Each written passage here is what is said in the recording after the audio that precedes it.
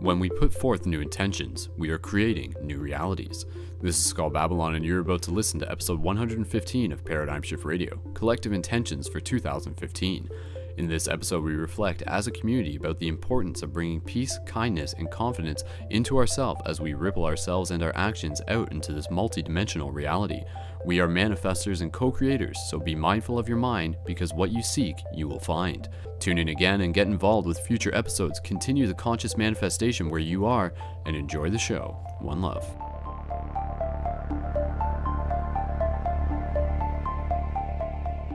New visions, new realities. Welcome, international friends, once again to Paradigm Shift Radio. This is your good buddy Brendon, aka Skull Babylon, aka Skull the Wolf, joining you once again for another community co-created, inspirational, educational, and world-changing episode of Paradigm Shift Radio. Reality-changing episode. Every time that we have these conversations, it puts more things out there into the matrix, into the holographic reality that we are all in, and it gives us an awesome opportunity to check in, to be able to document the ongoing shift of consciousness that we are all going through. A lot of us who are tuned into this show have naturally just sort of found ourselves gravitated towards some interesting topics that we weren't really encouraged to think about when we were growing up and so forth. So those topics can be related to just more mindfulness, ideas like practicing meditation, ideas such as understanding more about our multidimensional reality, and ultimately what I like to encourage and remind people about is our potential to co-create within this shared dream experience. So of course we can talk about more about that, about the intentions that we want to be able to create for 2015. So shout out to everybody who's in the live chat. If I can get an 1111 from people in the live chat, that would be perfect, just to confirm that things are sounding A-okay, and to make sure that you guys are having a good time. And of course, for the people who aren't tuned into the live chat, you can do that. You can sign in through your Facebook, through Blog Talk Radio, but of course, if you're on mobile, don't worry about this. And shout out to the people in the future who are listening to this. Of course, you can find all the past episodes of Paradigm Shift Radio at ParadigmShiftCentral.com, along with more inspiring media. And of course, those of you who aren't familiar, you can add me at Facebook.com/SkullBabylon and subscribe to YouTube.com/Skull Babylon for more of the videos there and lots of awesome stuff. But I'll bring that up to speed later in the show, related to the shift buttons, related to Journey to Lucidity, and we'll get right into what tonight's episode is about. Now, just recently, some very exciting things have been unfolding on my end. The most notable one is the fact that yesterday we didn't have a regular Sunday show because I was personally involved with the London Inspirational Expo 2015. Now, this is something that has been happening for quite a few years now. Those of you who have been tuned into this ongoing, evolving saga that is the Paradigm Shift Central project, you'll know that this is something that I've spent previous years at. I've been involved with panel discussions there. We've done workshops. It's an awesome chance where the people in the community all get to set up all these different tables, all be able to share the amazing things that they're doing. So you had healers there, you had intuitives there, you had people selling books there, you had lots of really interesting stuff, and there were workshops all throughout the day. And we had our Paradigm Shift London table there. Of course, Paradigm Shift London is the local Paradigm Shift chapter that I'm personally involved with. We have our regular open-minded discussion meetings every Friday, downtown yoga studio at 6:45 p.m., 236 Dundas Street. Those of you in London, by all means, check it out. It's a great chance to bring people together. So we were sharing our thing, doing that there. So before I even really get into detail about talking about like what came out of that and tying it into the theme of 2015 intentions, and of course reminding people to be able to call into the show now if they would like to, and we'll be able to get you synced up after we sort of go through a bit of the conversation. But we already got someone ready to join us for the conversation, and it's a very, very special, very magical in-studio guest that we have with us here tonight. And sitting beside me, I am pleased and honored to be able to introduce the beautiful Jessica Starshine, who has joined us in the past. So Jessica, say hello to our friends once again. Hello. Hello. Hello. Hi, guys. Awesome. And Jessica is here because she is recently integrating her reality into London, Ontario, which is where I am as well. And sorry, let me just make sure. Jessica, let's just rearrange ourselves so we make sure the microphone is okay. If you guys can hear us okay, just send a 1111 or let us know. It's working with two people on one microphone. Want to make sure that's sounding okay. But anyways, so Jessica is here because she is in the process of moving to London, and being the good friend that I am, I've been able to help assist her in this process. And Jessica, there's just so much to talk about. Where do we begin? I don't know. I mean, going on to the idea of what the expo was about, just focusing on that, because you were helping me with the Paradigm Shift London table. What did you get out of the London Spirituality Expo this year, being there your first time? It was a really beautiful experience. I find so far that people in London are very open, very heart open and very genuine. Of course, being a spirituality expo, it's going to naturally be an environment where people are more open than, say, like walking down the street and dealing with, the general public or something like that. But yeah, no, the vibe was great. I think one of the biggest themes or notes that I personally took out of it was the message of being authentic and following what's true for you. And I feel like what I observed there was a lot of people, following their highest commitment and expressing themselves in their journey of growth. And that's really what the healing circle is all about, is, people who are shifting and dealing with different things and sharing that with one another via their gifts or talents or abilities.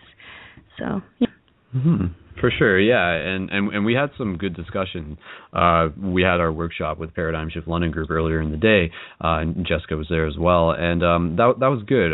It brought some things to the forefront, to the surface. Again, things that I'm constantly just sort of like reiterating as to like why we do this, why are we doing this? Like ultimately, my intention behind helping move things forward with this whole Paradigm Shift project is to be able to help alleviate suffering through gaining a better understanding about reality, about the laws of the universe, so to speak, and being able to weave our way through it in awesome ways. So what I want to be able to do now, I mean, we can talk more about the expo, but let's sort of like weave this right into the intention, the topic of the collective intentions for 2015. I mean, again, one of the simple intentions that I would love to see for 2015 is this broad topic of alleviating suffering. Now, how do we do that? What are the ways that we help bring this reality into manifestation? So there's the big intention of alleviating suffering, and then you have these subcategories of intentions as to how we get there. And again, this is going back to the self, and this is like the big thing that I've been saying that's sort of been the mantra for 2015, the idea of fill our cups with self-love so that we can share the abundance of the overflow. More and more people are starting to get that. And self-love is a process. And I know someone was specifically asking me, like, what are some tips on how to develop self-love? And that's something we can talk about as well tonight. But just sort of like flowing with the conversation and getting things moving here between Jessica and I. Jessica, how do we sort of do that? What are a couple of the ways that we can alleviate suffering from your perspective on things? Well, as you know, kind of what we've been exploring together as teammates and friends is the idea of, I guess it's like looking at our relationship to the world and our relationship to one another and transcending our expectations on how things are supposed to look or how we expect them to look or how we expect them to feel, and accepting them as they come to us. And also accepting that like our own personal filter of what we're growing through is really like the portal to our experience. So on that note, I think the key, what I've observed in my own like personal practice and with yourself, is just observing being, being okay with being whatever you're being and being okay with what you're creating and kind of breathing through it and accepting that, everything is happening as it's meant to happen, and it may not happen how you thought it was going to happen, or it may not look like how you thought it was going to happen, but it's ultimately happening how is best for you in each moment. Mm-hmm. Absolutely, and I think it's good that we can sort of set that as a foundation before really getting into the other intentions, is being able to say that some of the other intentions that we might have can be simple things, like educating people about food. That is an incredibly important thing. That is something that is happening more. So, I mean, again, like with with the Spirituality Expo, what we can do is be able to report back from the front lines of that and be able to say that, hey, like there are a lot of people who are coming out. There are younger people and older people, ageless people who are coming together and who are naturally gravitating towards the idea of how to care for themselves, how to heal their own body, and it's good that we can be able to share a lot of that wisdom. So I mean, just a couple of other ideas. In terms of intentions that we could put out that people could get into details about, would be something for myself that I think is really important, is being able to open up our general understanding about the truth from my perspective, my best guess, as the idea that we exist beyond this present moment. Something that I've commonly talked about. But what this entails is this idea that when we set forth an intention, we're not just sort of like blindly just like running through the fog sort of thing. Oftentimes it will feel like that. It will feel like this reality, if people are under the impression that time is sort of just this regular linear thing and it doesn't exist beyond the moments that we're currently in, then it feels like we're sort of walking through like this fog, like the fog of, sort of like the like in old like RTS video games where you'd have the fog of war and it doesn't move away until you walk through it, and until then it's just like emptiness, right? But I don't think that's quite how it is. And I think when you sort of use the visualization of the tree, which is part of the graphics for tonight's show, is this idea the tree is such an amazing teacher, and the way the branches extend, we see this replicated once again through how we exist within time, and the idea that there are branches of our reality that exist into the future. And with that sense, with that knowing, it's this idea that when we set an intention, we are creating a GPS coordination for our soul journey. This is something that Michael Brazel says. We'll get him into this conversation soon as well, just to set that up. So I mean, setting an intention is setting a GPS signal, but it's also something that you can look towards and align yourself with. So going back to the fog analogy, what if you knew that the intention of a reality that you want to create already exists? It's already there, and you just have to align yourself with it. And you can actually see it within your mind's eye, so to speak, as sort of like a metaphorical lighthouse off in the distance. And I think this sort of gives you a good visual that even though it might feel like it's really foggy in front of you, the light of that lighthouse will still be visible, and it will still give you something to navigate yourself towards. So this is something that's pivotal when I'm talking about our intentions, to be able to realize that our intentions are not just something that we're just like blindly really hoping for, but it's something that we can actually know exists and move ourselves into, while letting go of the expectation as to how it may appear or the time at which it does appear. It's just another simple metaphor, and I'll pass it over to Jessica. An intention is like throwing a boomerang off a rooftop. You have to be there to catch it when it comes back. So sometimes if we're not like consciously sort of like expecting or grasping the understanding of the simple idea that like what you put out to the universe comes back to you, sometimes we might miss it, or sometimes our patience might walk us off that rooftop a little bit too early. And that patience comes from a lack of experience of the universe being able to work in ways that we don't commonly expect. And this is sort of like the theme of 2015, is sort of adjusting our relationships to the expectations that we sort of have from reality. Again, understanding that reality is not here to quote unquote like serve you in a way that you would like, so to speak, but it's serving in a way that is ultimately for the best. I'll pass it over to Jessica just for now. Is there anything you want to jump in with? Yeah, I guess I was just going to say, with regard to intention, it prompts in my mind awareness, and the idea that it's all well and good for us to intend something, and you're mentioning aligning with a certain reality, and the idea that all realities exist. You could potentially dream something up in your mind's eye. You could intend to align with it, but it does take conscious will and awareness to align with that reality. Just a little side note. Yeah. Brings up the theme of willpower and stuff. A lot of people will have this really fancy idea. Ultimately, what stops them from getting there is willpower. It is them just sort of being like, I've tried really hard, but I'm just gonna like walk away from this. But sometimes that's the right thing to do. Sometimes, that's kind of the way how intentions work, is that they will come to you until you change your mind. So you might be like in a situation where like, I really want this, I really want this, I really, really, really, really want this, and the universe is slowly bringing it towards you, and it's like almost there, but then like maybe a little bit before it happens, you're actually just like, wait, I changed my mind. But that within that time, you actually had the opportunity to realize that, like, hey, that wasn't really what I wanted.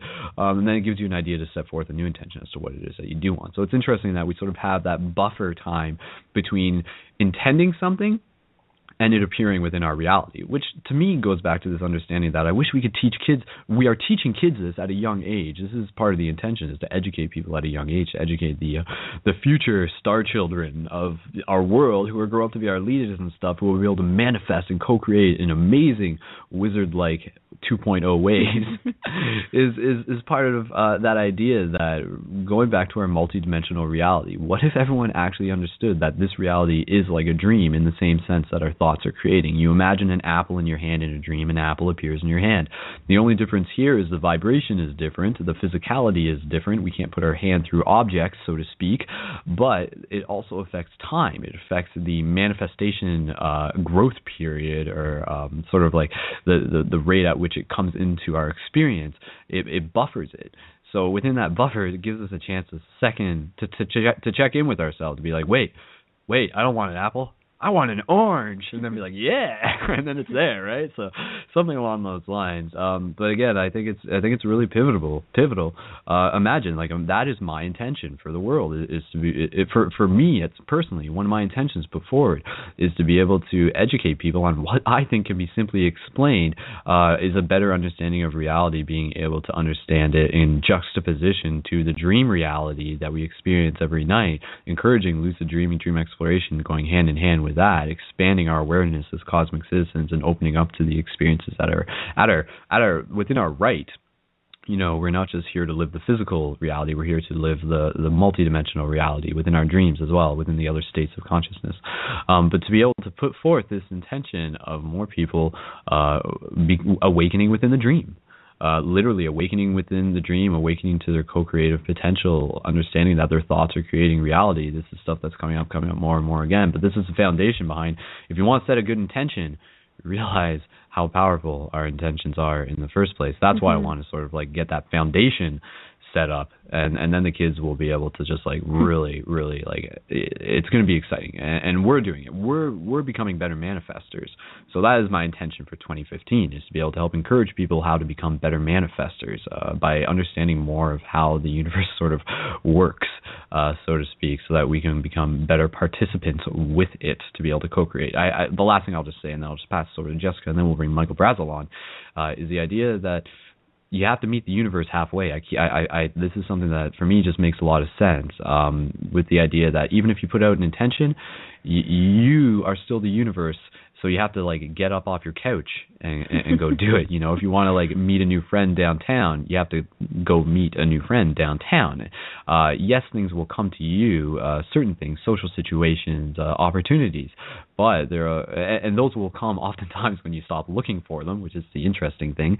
But ultimately, there's a lot of stuff where we have to realize that like our thoughts are going out into reality, they're pinging off the ether, so to speak, and then we, as the incarnated ether, with our hands and our feet and our voice and our words, we have to sort of put forth that effort. We have to, again, like cultivate our willpower. So I mean, that would be another intention I want to put out, is like encouraging people towards cultivating their willpower in multiple ways, creative ways, just being able to motivate themselves to be able to say, hey, like, I'm a part of something awesome, and I understand that through my growth, the universe grows as well. And it's a really exciting thing, and it just gets everybody more aware of the awe-inspiring moments of our day-to-day life and the magic of our day-to-day life. That would be my other intention that I'll just mention for now, is to help share the perspective of how magical this reality really is, so that more people can see it, so that they can be joyful, alleviate suffering. Going back to that. So, Jessica, pass it over to you again. Yeah, beautiful. Just a couple thoughts that came to mind is playing off of this idea of timelessness, is that, you know, yes, in part we do have to teach the younger generations, but I mean, what if they are also sending us, you know, telepathic messages by like aligning with truths and and things that they're learning and integrating, which are also propelling us forward to align with, greater empowerment or willpower in terms of how to serve them. And just this idea that, like, we are a collective. We are individuals, but we're also collective. And kind of an idea that I've been exploring is that we are multidimensional beings, and we're channeling light information. We're channeling different modes and methods of being all the time. Just to touch on the idea of archetypes, embodying divine feminine and masculine, for example, and bringing up these new generations by, aligning with a higher purpose, a higher intention, and willpower tying into that. And so my personal, resolution for 2015 or intention is to further that for myself, to answer the prompting of spirit, whatever spirit it is that's moving through me, or whatever feels authentic or true to me, to follow that, and to share this with everyone as an encouragement to follow your heart, and to understand that, yes, we're here together and we inspire one another and we share with one another. However, it is essential for us to listen to our own inner voice and to listen to what is true to us, because we are all individual sparks of one light, but we are all very much important in terms of what our intended purpose is for being here, and whether we know what that is or not. The way that we figure that out is to align with our inner truth, and taking our inner truth and manifesting that through our visions, through our intended actions, and every word, every thought, every step that we take, aligning with the truth. Very cool. Yeah. Yeah, for sure. And I think just hitting upon that briefly, I really like the topic of archetypes. I'd like to talk more about that. Maybe we can just touch upon that briefly, and we'll bring Michael Brazel on as well. But I mean, just related to what you were saying there, it reminds me of the simple idea that a big part of what we're trying to do is we're trying to remove the dust from the lens of our heart, something that I've said many times before. When we're talking about like being able to listen to our inner truth, sometimes it can be difficult if our perception of things is clouded. And oftentimes it gets clouded by our emotions, and our emotions are the lens through which we perceive things through. So if we can check in with our emotions and be able to be in control of them instead of them controlling us, to be able to realize that we are not necessarily them, we are the experience of them. We are experiencing sadness, we are experiencing joy. We can tune into sadness, we can tune into joy. It is something that we move through, and it is oriented by our conscious choice. It is oriented by our choice as to how we wish to see things, be it glass full, glass empty. And sometimes, if things seem a little overwhelming, it's important to be able to just like find comfort in your own personal space and remind yourself of the idea that it is all good. It's okay. And don't beat yourself up. Create a positive reaffirmation for yourself. Create a positive environment for yourself. And I mean, this can get into the idea of, like, how do you do that? That can get, maybe we'll talk to Michael Brazel about that specifically, the idea of how do we create a positive environment for ourselves. I think he would have something to say on that. And going back, should we talk about the archetype thing? I mean, we were talking about that just sort of in conversation before the show. Is that something we want to get into just now? I think let's bring Michael Brazel on and see what he has to say, and then maybe we can dip back into it a bit later. All right, that sounds good. Okay. Very cool. All right, so Michael Brazel, if you're ready, we're going to bring you onto Paradigm Shift Radio. This is our good buddy. Michael does his own blog talk radio show, and you can find it at blogtalkradio.com/mbrazel or Michael Brazel or Soul Empowerment Radio. He'll tell you more about it. It's awesome. So Michael Brazel, we're going to bring you on for the first time, 2015. Here we go on Paradigm Shift Radio. Hello. How's it going? Hey, Michael Brazel. Woo! Michael Brazel. Yes, we made it. We made it. Wow. I can't believe the Earth is 2015 years old. Congratulations. I know. Oh, wow. Happy birthday. Cool, man. Well, it's good to hear from you. Thank you so much once again for joining us. And if there's anything else you just want to say at the top, by all means, and then maybe just sort of looping back to what I was saying, the idea of creating an intention to create a positive space and some practical tips that we might be able to share on that, by all means. Yeah, well, for me, intentions, I like to keep intentions simple. I find sometimes we try to overreach and overextend ourselves. There's a lot of this wonderful new energy that comes in at the beginning of anything. And here we are at the beginning of a year. And we are really gung-ho and ready to tackle this year. And for a lot of people, there were a lot of struggles. And you talked a little bit about suffering that we are leaving out of and going into this brand new field of energy. And keep it simple. That's the best way to ensure that you are going to move closer towards your intention. So for me, I like to just do one word intentions. So this year I'm working on kindness. So I'll look at how I can bring kindness not only into the field that I extend to others, but into the field that I extend to myself. And then I do action steps underneath the word kindness. And that'll be my intention for the year. So I'll have one thing that I'm working on this year, but there'll be a lot of little things underneath that. So I'm going to be sure to say good morning to everyone that I see. I'm going to smile more. I'm going to look in the mirror and actually observe myself more. So there are things we can do underneath that umbrella of a single word. And it gives us action steps that are more practical than, I'm going to lose 100 pounds, this month, or I'm going to go and, climb Mount Everest next week, which are what people typically do with resolutions. Not that you couldn't do those things if you really wanted to. By all means, go for it. But what I find is we often set ourselves up for failure and punishment, and we end up engaging shame. And we want to start off the year with something we can reach for. So if my intention is kindness, then I can simply just say good morning to someone and really mean it. Or I can read about kindness. Or I can look at where am I lacking kindness in my life.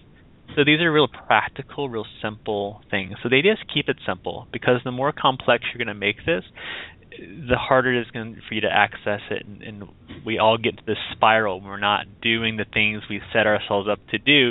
We get into the downward spiral of suffering, and now we're like, crap, well, I didn't make it to the gym, so I'm giving up, and then March everyone goes to the gym again because it's spring, and then summer again. So it's never too late to set your intentions. So don't think that just because you didn't start off the new year the way you wanted that you can't change that direction right now. It can be December of 2015, and you can set your intentions for 2015 going into 2016. So it's never too late to hit the reset button. It's never too late to start. But keep it simple. Cool. I like that. Thank you. Yeah, absolutely. I don't know what to say. You talk.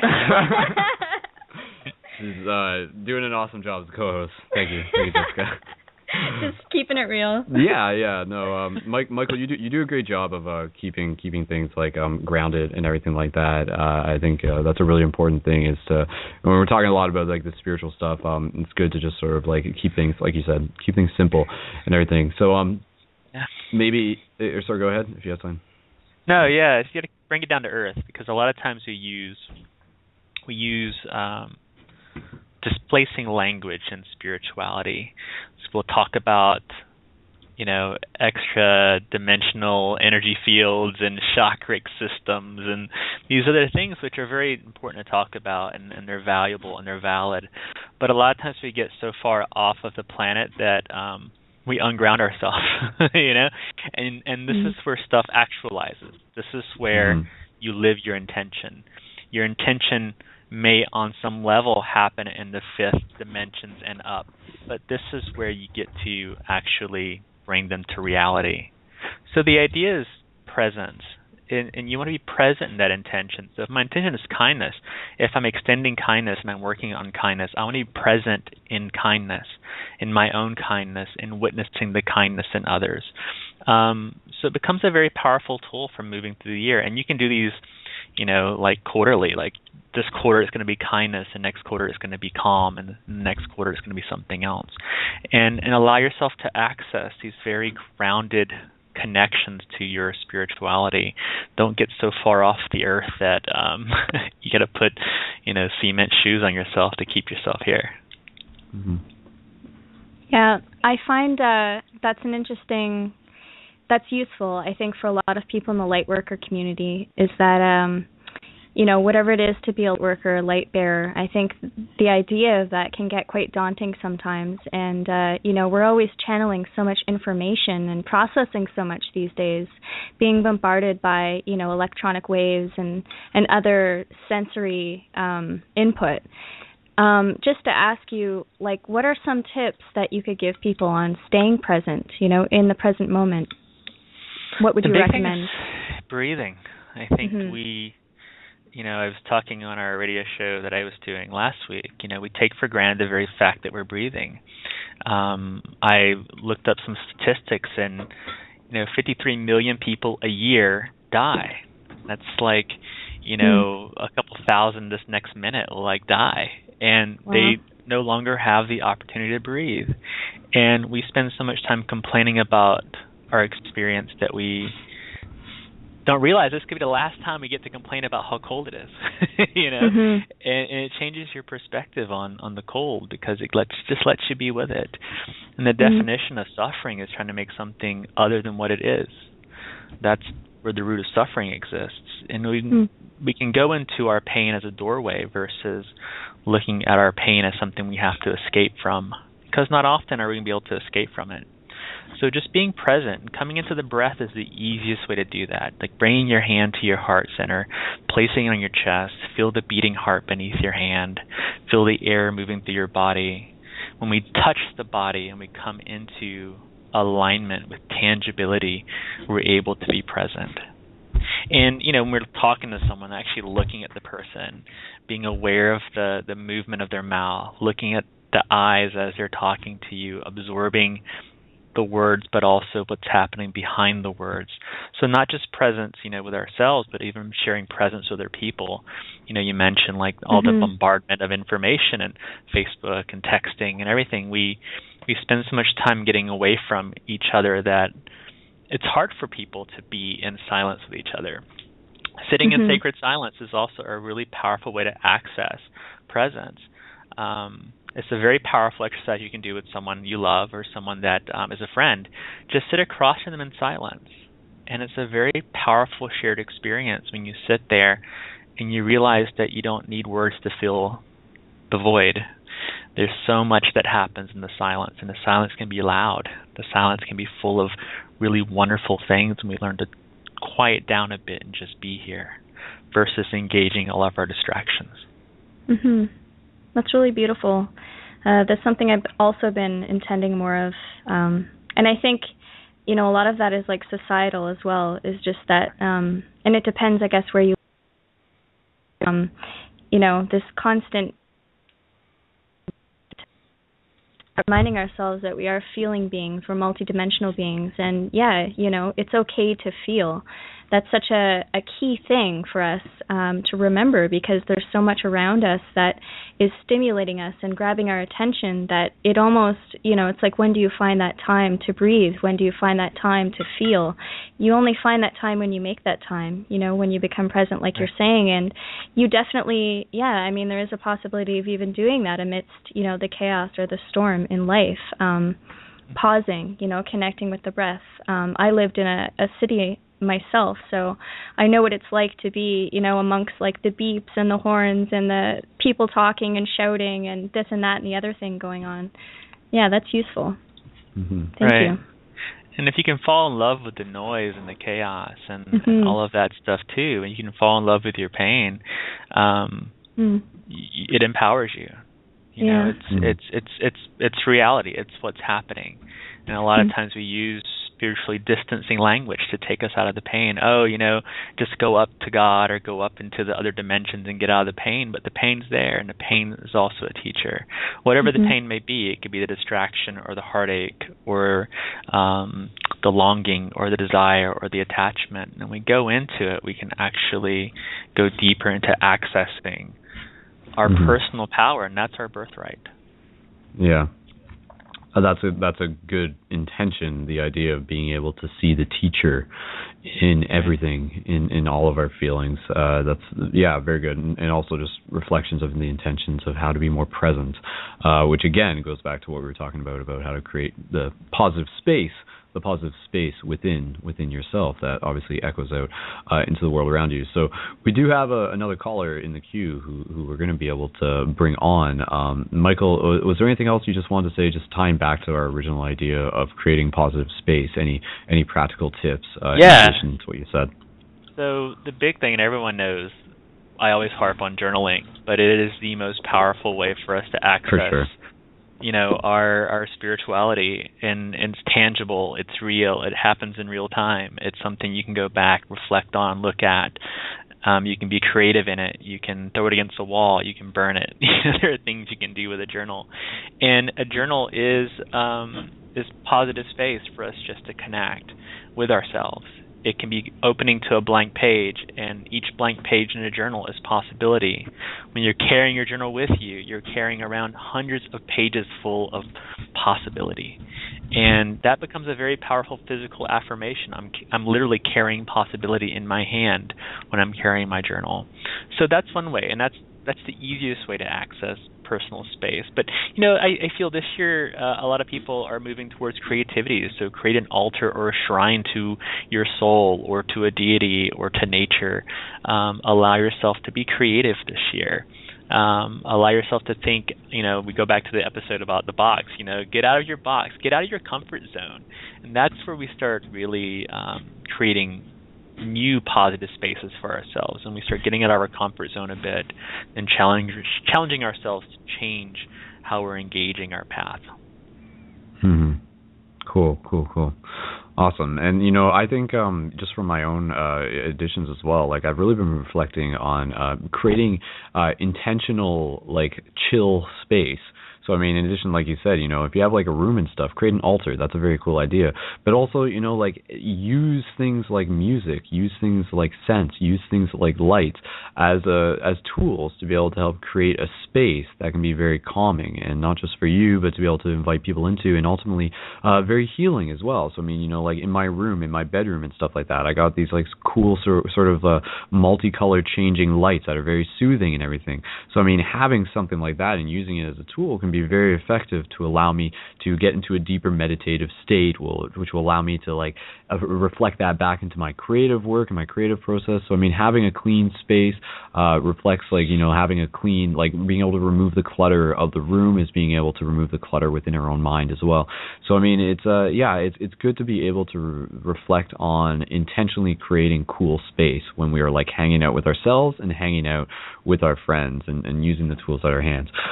So we'll bring on another caller now, a caller from area code 407. We're going to bring you on, and we'll get back into the topics of archetypes and invoking archetypes. I'm really interested in that, and something I've been thinking about for quite a while, actually. So that'll be good. And we'll encourage and invite more people to call into the show as well. So again, please feel free to call into the show. You can do so through the guest call-in line at 347-539-5493. Again, that's 347-539-5493. Or call in through Skype, you pressing the Skype button next to the within the Blog Talk Radio link up near the top. You'll see it there. So, caller from area code 407, we're going to bring you onto Paradigm Shift Radio. Here we go. Hey, what's Hello. up, guys? It's AJ.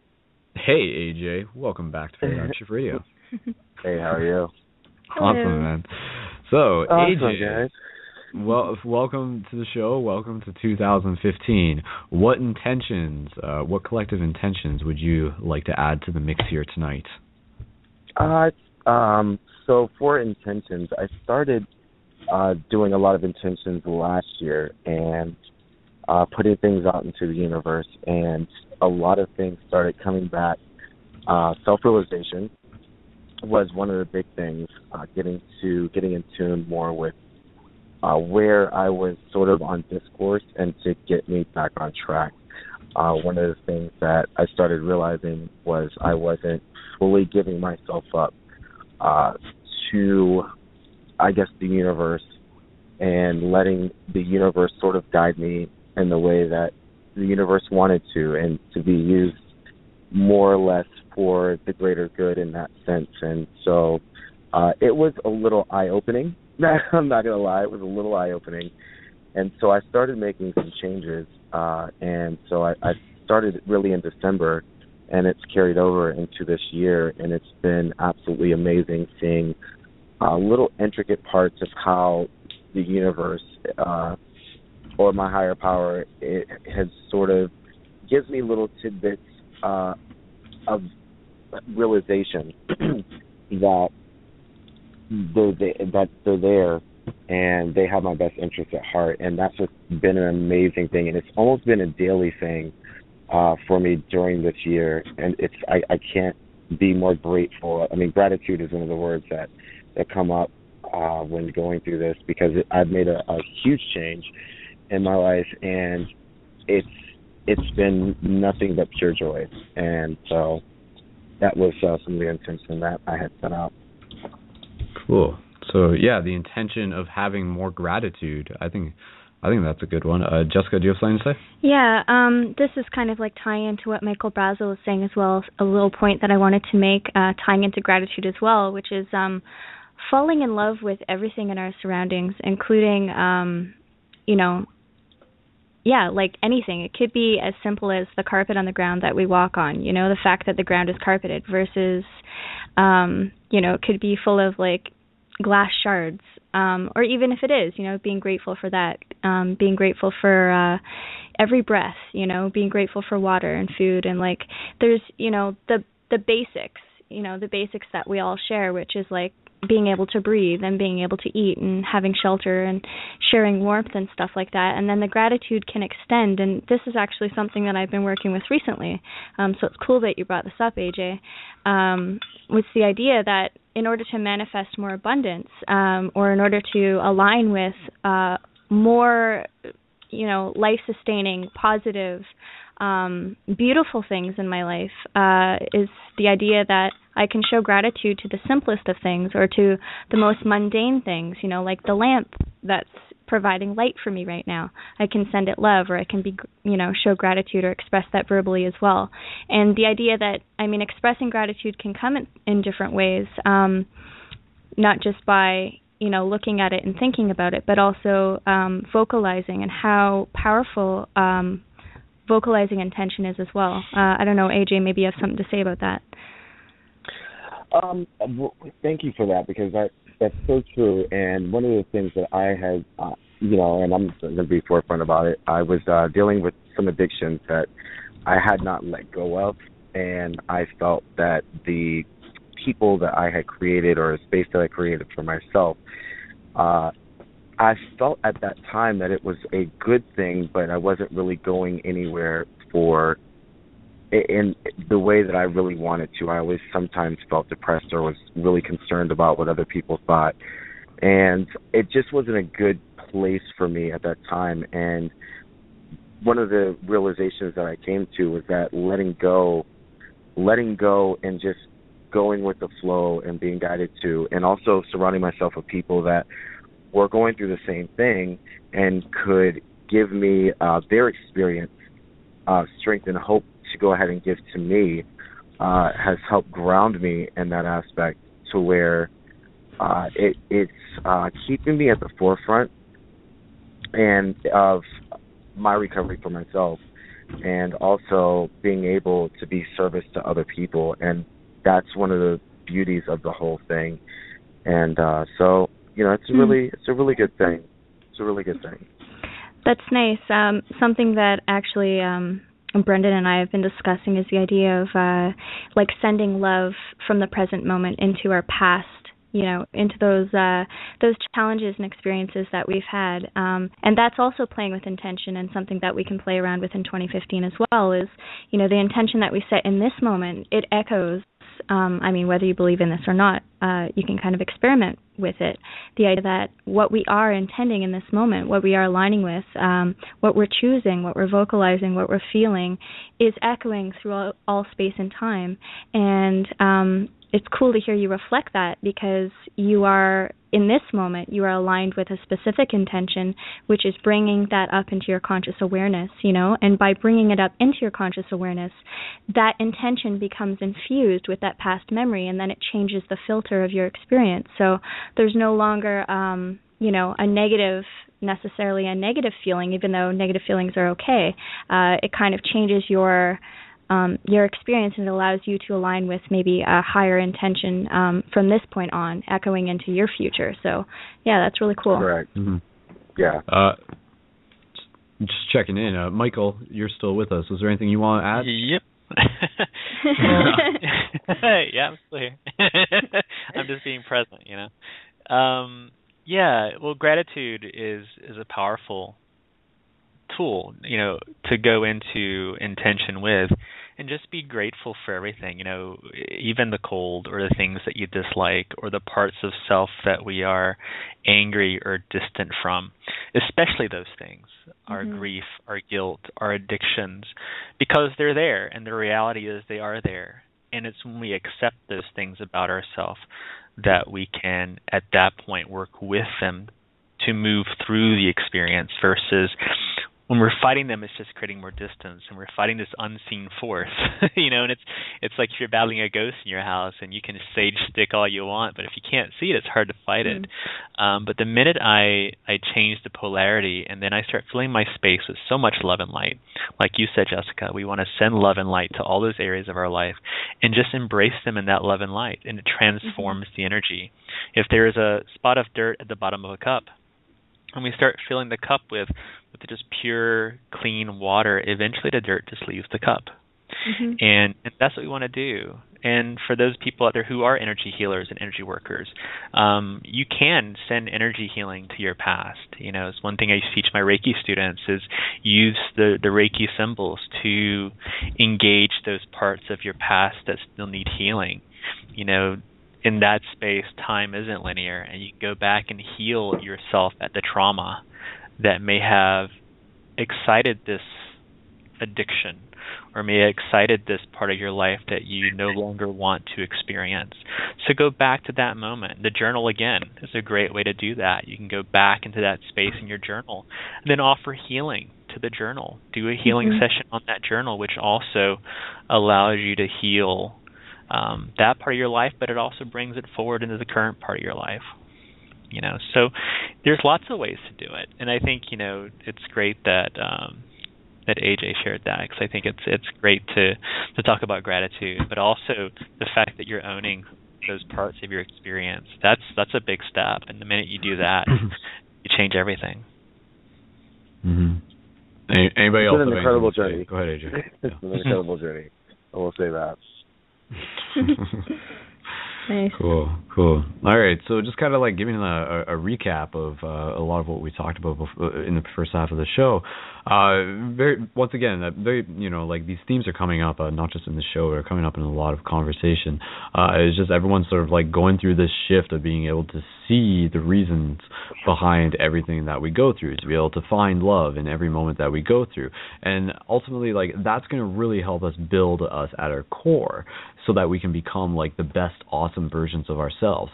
Now, once we've done that, let's sort of jump ahead. Let's assume that we've got us figured out. What would we like to bring out into the world? So for the four of us here, what are the things that we would like to see? The intentions that we would want to create within our local communities, for example. For myself, as an example, as a simple idea, ongoing creation of community events where people can come together and talk. Obviously, this is, running parallel with the idea of encouraging people to create a paradigm shift community where they are. Part of the intentions that I would want to put out there is encouraging people to get active, to become, shifters, shiftivisms. This is a term that we use to be able to help hack the matrix, to be able to help go out there and realize that the universe is working alongside you, to be able to help continue to assist others in their process of awakening. It doesn't just have to happen online. There's a lot of creative ways that we can get out there and involved with our communities. So, getting more conscious communities created within the bigger community is an intention that I would like to see. I think Jessica has something to say. Go ahead, Jessica. I do. How did you know? Yeah, I was just gonna. I like the idea of simplicity that Michael Brazel was talking about in terms of using a one-word intention, and I would like to offer a one-word intention for 2015, something that carries back from last year as well, which is acceptance. And just to expand a bit on it in terms of reflecting my thoughts and feelings about it, which is the idea that, and kind of again going off of what Michael Brazel was discussing, is that it's okay to be whatever you are, whenever you're feeling it. It's okay to reflect about your past. It's okay to, be sad. It's okay to be happy. It's okay to be ecstatic. It's okay to feel.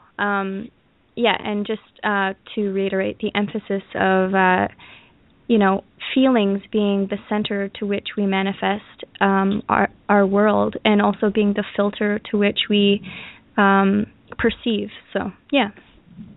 Cool. For sure. So, like being able to just educate more people about that. Just again, going back to the question, what do you guys think, Michael and AJ? What are some of the things that you would like to bring into the physical world? What are some of the creations that you guys would like to see, whether it be like personal projects or just bigger projects?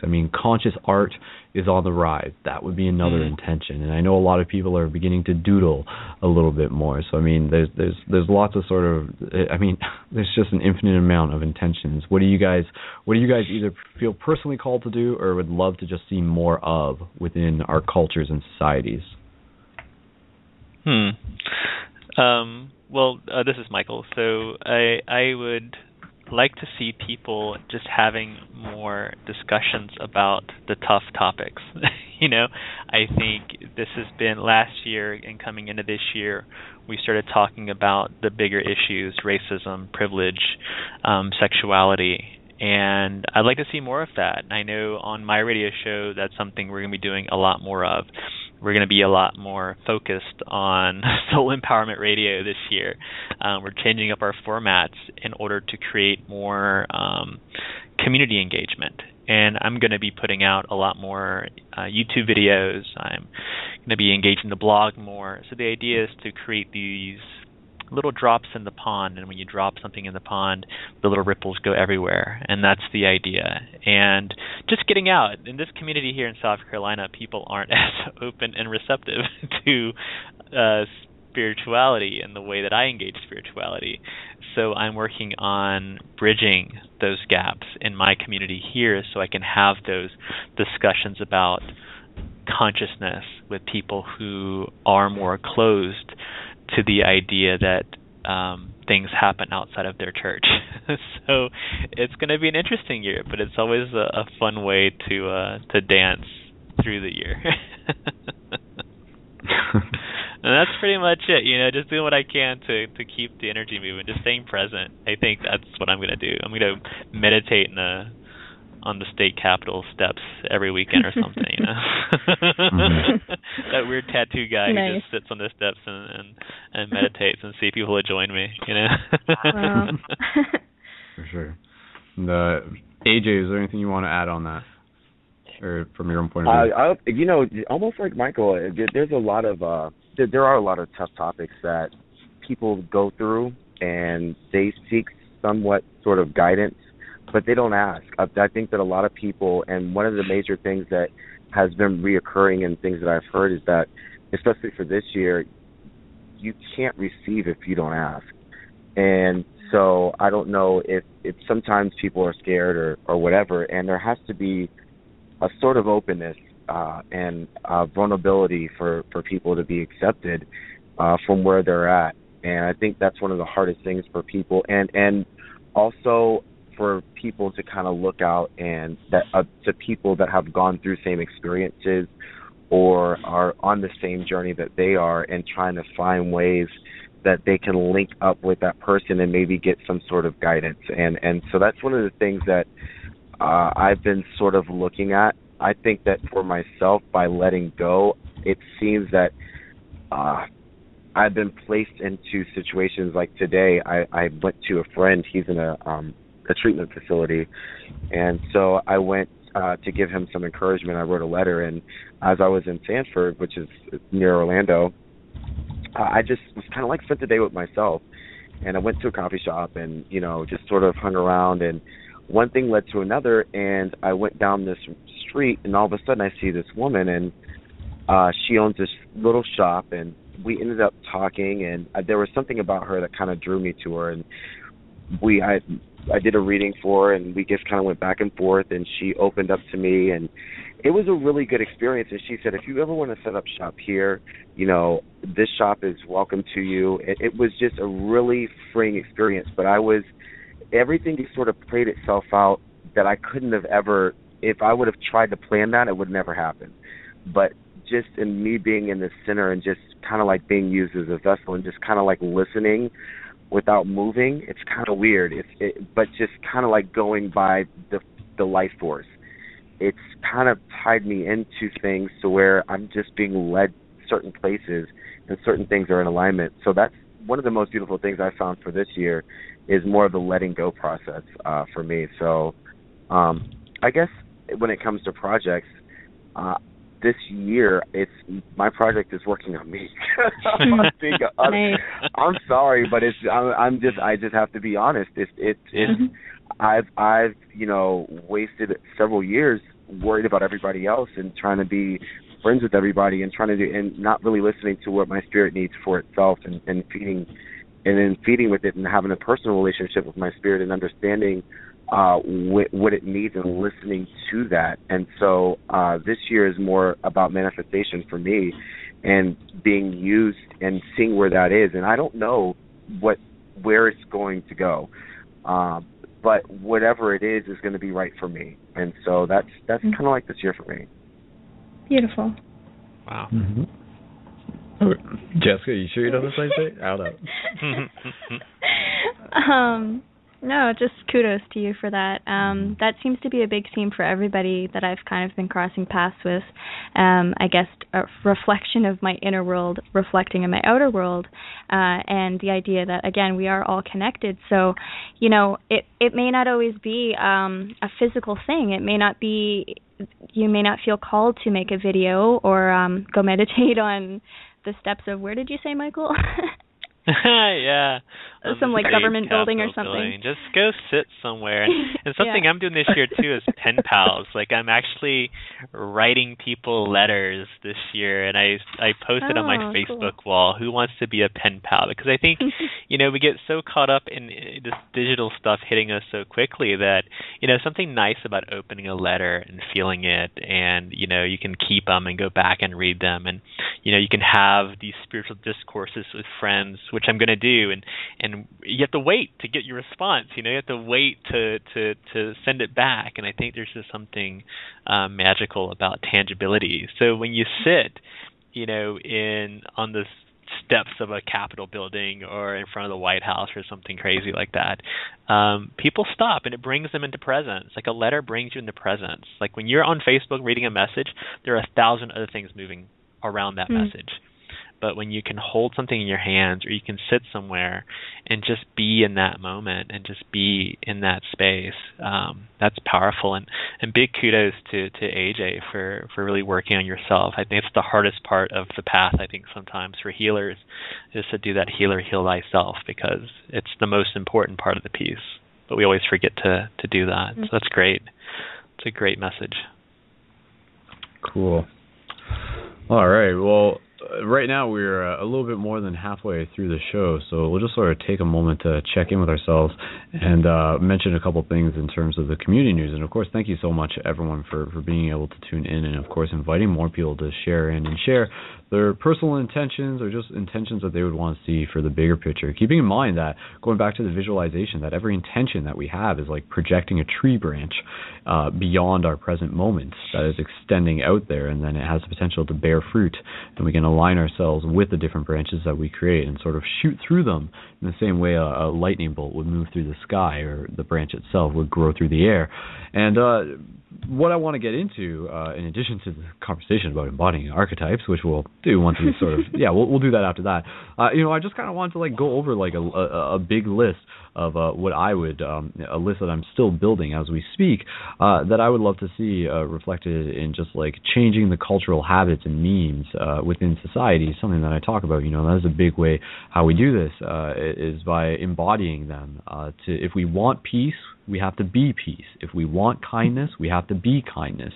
And a recent thing that I was involved with, and Jessica was involved with as well, was like a warm food serving downtown in London, Ontario, at Richmond and Dundas through the Food Not Bombs group here locally. And Food Not Bombs is an organization that's been around for quite a while, and they're all over the place. And they're basically just volunteers who use food that might have been getting thrown out, create a warm meal with it, and then serve it to people who need that. So that is an intention that I think is very important to see, is just more awareness about the distribution of food as well, realizing that food in itself is like the cause of and solution to so many of our problems. I mean, it's energy that we are transmutating, and it's fuel that we are putting into our body. So a healthy food creates like, healthy opportunities for people to change themselves. So I think it's good to have an intention on the bigger picture, and as well as in the personal ways, as to how we can get involved locally in our community to help those who are less fortunate than us. And a lot of us are pretty well off. We're listening to this on the computer, on the internet. Like that says a lot in itself. So there's a lot of people who don't necessarily have those privileges. And if we do have privileges, then we should really see that as a reason to make the most of those privileges, and maybe one of the ways you make the most of that is by creating creative content. So I mean, being able to get involved with something like Food Not Bombs was a very, very heartwarming experience, because we also did free hugs down there, and there theoretically should be a video on it. We got a little bit of footage on it as well in the near future that you can check out. But that would just be another intention that I would encourage people to get involved with, is sort of reflecting on the idea of how they can help those in their community. And again, that may just be something simple as talking to people, going out of your way to say hello to people, and there are a lot of exciting ways. To do that. So I mean, just a little couple of other things on my list here. Like in terms of big intentions, like I would love to see more stuff like related to encouraging meditation within culture, within society, within school systems, within personal lives. Things like less fear mongering, being able to just create our own media, and being able to create things that are inspiring, alternatives to the commonly readily available mainstream news that is often very, very fear driven. And so forth. Another thing that I would want to just create more awareness would be more about like our subtle energies, so to speak, and those can be both like the ideas of our thoughts creating reality. Those can be ideas related to the chakras, related to the meridians, and also very importantly related to sexual energy, relating to the cultivation of sexual energy and how that ties in with willpower. I would love to see more education about those. Each one of these could be a separate topic within the radio show, many of which we have all touched upon in the past.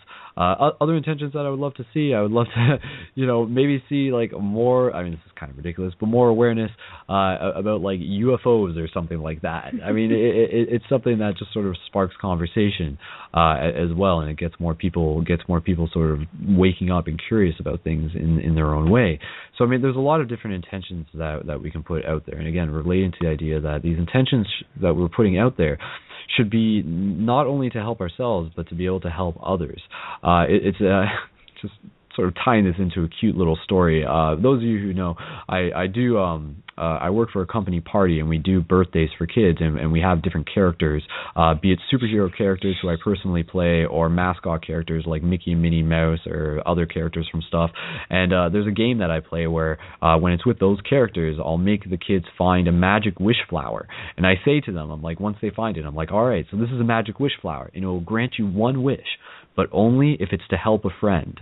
So it's kind of like I'm teaching them the same thing, this idea of encouraging them to like set forth an intention to help someone other than themselves, to be benevolent, to be altruistic, to be of service. So I mean, that is an intention in itself, is to sort of reflect on the idea of how can we be of service to the bigger picture, to everyone out there, to be able to help see the suffering of those around you, and to be able to just like help alleviate it, seeing it as yourself, sort of the Buddha nature type idea, encouraging the intention of being able for everyone to be able to see the oneness within everything. And that's something that is happening innately, of course. But there are ways that we can accelerate it. There are ways that we can speed it up. Which segues me perfectly just into things that I want to mention at the top of the show related to community-wise, some of the tools and gears and items that we want to be able to help provide you guys with to assist you on your quest of shifting consciousness where you are.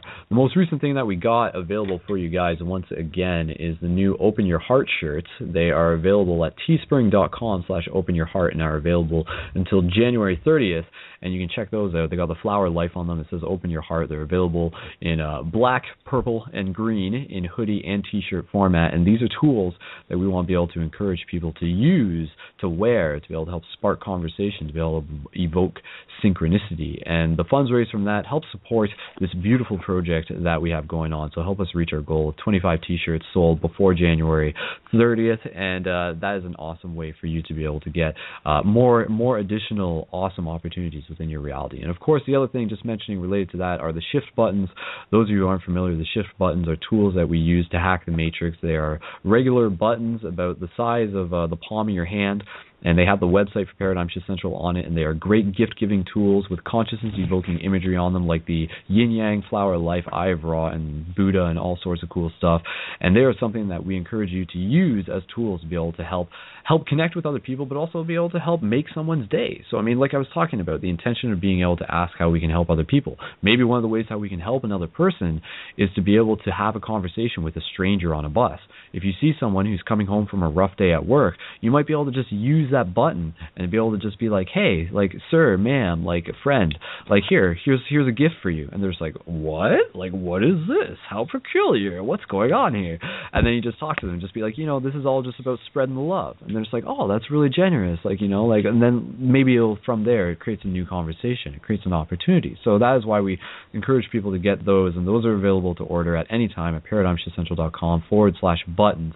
And also reminding people that there is the opportunity, once again, through the generosity of the community, of the free shift buttons within this episode. And to get those, send a message to facebook.com/paradigmshiftradio. Let us know that you're tuned into the show, and we'll be able to sync you up for the draw that we will do later in the episode. So just send a message to facebook.com/paradigmshiftradio. Let us know that you're listening live, or enter in past this episode to enter in for next week's episode. And again, those are awesome opportunities that we want to be able to help provide with you to make things easier, to make things more exciting within this holographic matrix that we are constantly hacking and doing awesome stuff within. And the only other thing that I just want to be able to mention to you guys is, of course, the Journey to Lucidity movie. For those of you who are interested, you can watch a trailer, find out more, and contribute to watch at gofundme.com/Journey to Lucidity 2. Again, that's the new full-length consciousness shifting movie many of you are aware of that we're currently getting ready to release, but the early edition is available for those to check out. Very inspiring,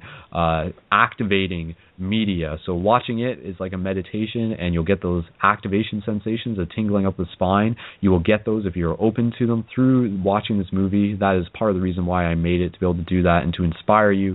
And it's related to the theme of the Guardian, which is a big thing of what the overarching theme that I encourage within Paradigm Shift Radio is to be a guardian. To be a guardian of what? That is for you to decide. To be a guardian of love, to be a guardian of light, to be a guardian of kindness, to be a guardian of the self, and ultimately of those around us as well, who we can help through our actions and our words. So that's the other thing. And the only other thing that I just want to encourage and remind people of is that if you love this show, if you love what the project is about, then please consider signing up for only a couple dollars a month at paradigmcentral.com/donate.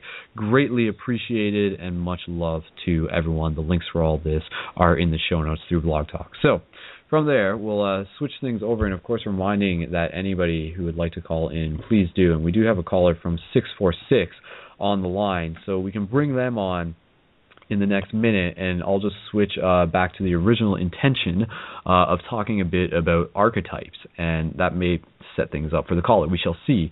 But going back to the topic of archetypes, this is something that Jessica and I were talking about. And sorry, I think I'm just gonna mute Michael or AJ just with a little bit of the background noise that we got going on, but I'll bring you guys on in a second, or at least that was Michael there. So I'll bring you, Michael, just send me a message if you've got something to say, and I'll bring you back on as well.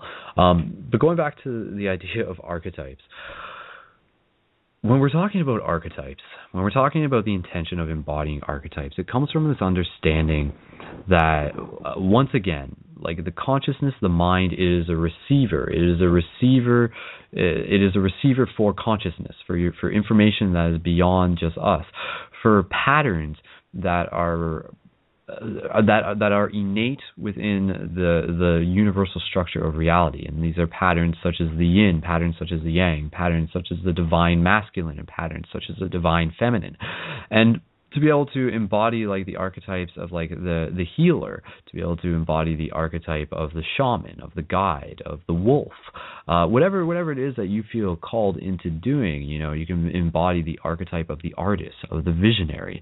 There can be any archetype for just about anything that you think of, and a lot of times, like even just when we think about like the Hindi gods and everything, that is kind of what that is also relating to too. Each one of those gods sort of reflected a different vibration, a different archetype that is present within this reality that we can call into ourself, which is a very interesting thing. So one of the things that Jessica and I were talking about, something that she personally has talked about a lot, and it will be good to sort of share this with the female audience out there, is a lot to do with the idea of embodying the archetype of the divine feminine. So if that's something that we want to talk now, I'll pass that over to Jessica, and just what the implications of an intention like that mean, and what the process of it may involve. So. Thank you. So I'll tie this into 2015 and kind of my intentions for furthering my exploration of the divine feminine. Just to start off, to clarify to people, we all embody both the divine feminine and the divine masculine, regardless of how we choose to express our sexuality or how we choose to express our personality, I guess you could say, in terms of like gender identification and things like that. So when I speak of divine feminine and masculine, I'm talking more about, yes, an archetypal energy in terms of embodying something, an energy that is within all of us. And it is something that can be utilized to help us to align with our higher purpose. And it can be utilized as an important key or portal to manifesting different realities that take on a greater importance, realities that are connected, realities that are deeply felt. And what I'm observing, part of the way that I started to get on with this is noticing the shifts within my own journey of, what it means to be a female and growing up and not really necessarily always feeling like a female. I sometimes felt like very tomboyish, and I grew up with, older brothers. So, that was a bit confusing. And then exploring like my own route of sexuality and exploration with that, and the road that took me on has helped me to gain insight into the embodiment of the divine feminine. So I'll touch a little bit upon as I see it and as I currently understand it. I don't claim to be an expert on this. Just a person experiencing shifts in consciousness like the rest of you guys. So the idea is that over time in humanity, the divine feminine and masculine energies have been distorted. And they've been distorted with or through our maybe lack of intention or lack of awareness to intention. And so basically what I'm noticing right now is that the collective is shifting. We're shifting in consciousness, and our consciousness is enabling us to embody a higher vibration of masculinity and femininity within our own being. I don't know, Brendon, maybe I'll just throw this back to you.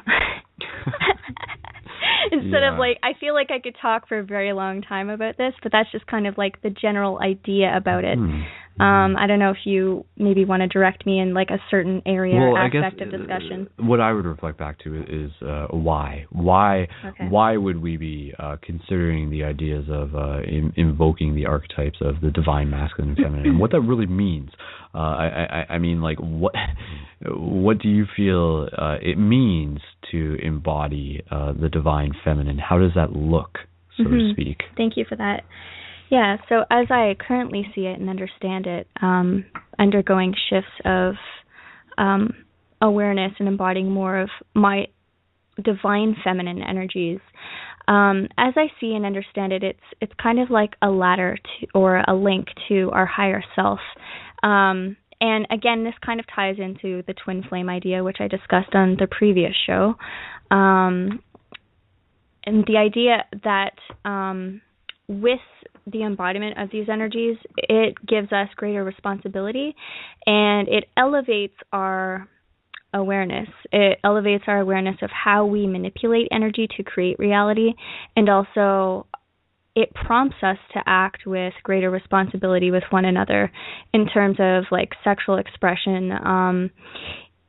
In terms of like the actual divine feminine itself, I find that it takes the alluring or luring or succubus aspect, which is like maybe a very low vibrational aspect of the feminine energy, and it raises it up into kind of like an overarching goddess or motherly, divine mother.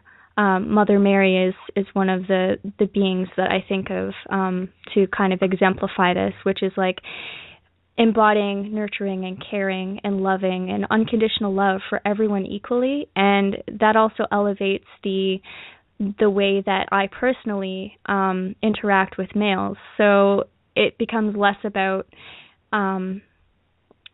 it's more so about seeing them for what it is, seeing them and meeting them at the level of healing that I'm integrating, and being grateful for their divine masculine showing me this, and then acting accordingly.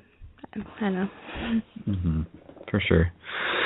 Yeah, and I think that's kind of like I see like the divine feminine as that nurturing element of that sort of aspect of the universe that sort of has like that warmthness to it, sort of like sensations of like being in the mother's arms or being in the womb and everything that reminds you of the fact that like it's okay, like this is like you're loved in every single moment. And I think that's great that a person who embodies the idea of the divine feminine is embodying in this role where they sort of like are expressing love in an untraditional way as to what society is used to, with the idea of love everyone. Like, why? Well, can you do that? Can you love everyone? Can we redefine what love is? Love in itself is not just like one thing alone. And I think what is very interesting with an intention putting out forward into the future is sort of being able to like redefine our interpretations of like traditional relationships and traditional just interpretations of what it means to be able to love someone. And it's really neat having Jessica here, because like we've quite verbally expressed that as like she's talking about like how she's here to embody the divine feminine, and she's here to be able to help not just myself but many males to be able to help elevate them in their highest growth towards this idea of the divine masculine. And of course realizing that within myself, like there is the divine masculine but there also is the divine feminine, so it's being able to create a harmony. I myself can very much embody the divine feminine, which is like this caring, nurturing nature as well. And what does the divine masculine look like to me? The divine masculine is being able to embody courage, is being able to embody bravery, is being able to like step into the unknown, is being able to like take that first step when it appears as if something may not be there, but like knowing that like the bridge will sort of appear underneath your feet as you do it. Like, the visualization is sort of like in X-Men when Magneto was building the bridge as he was walking over it, kind of thing, knowing that you yourself are creating that bridge through your own courage as well. I love the idea that like be courageous or be brave and the universe will respond accordingly. And being, for myself, the divine masculine, it has a lot to do with being the creator, being like a father of things as well, and obviously realizing that it takes the union, it takes the kindred union of both the masculine and the feminine to be able to do this. But I mean, I think that is like, for myself, like this goes a lot to in themes with the Journey to Lucidity 2 movie, Tree of Guardians. Those who have seen this, it talks about how like the Guardian's roles is many ways like a father's role, being able to like take care of things, being able to ensure that there is the right space for things to grow in, being able to create space. I am being a father to my local paradigm shift community, and being able to do it in a way where like it is the intention that I am putting forth that is creating that environment for space to occur within. And of course, there's a lot to it. There's a lot to it, and that's what I'm saying. Like, I'm not an expert on it either. Like, what does it mean to be a divine masculine for me is more so stepping into the experience of learning what it means to be a divine masculine, understanding that it is this constantly evolving process, but one that again is reflecting an archetype of the universe in many ways. And when you do this, life can get very interesting, very magical. So sort of meditate on that and look for it like within like culture. Look for it within movies, within video games, and sort of like see how it appears in multiple characters and character traits, and then take those and bring them into yourself. I think that's the interesting thing as to how we can sort of build our own personality, is that like we can sort of mix and match different aspects of multitude of different archetypes and bring them into ourself. And that is like like maybe you're a little bit of like Goku, and then like you're a little bit of like Haku from Spirited Away, and you're a little bit of like Prince Ashitaka, and you're a little bit of like all these different characters like molding together to create this unique expression that ultimately is the you.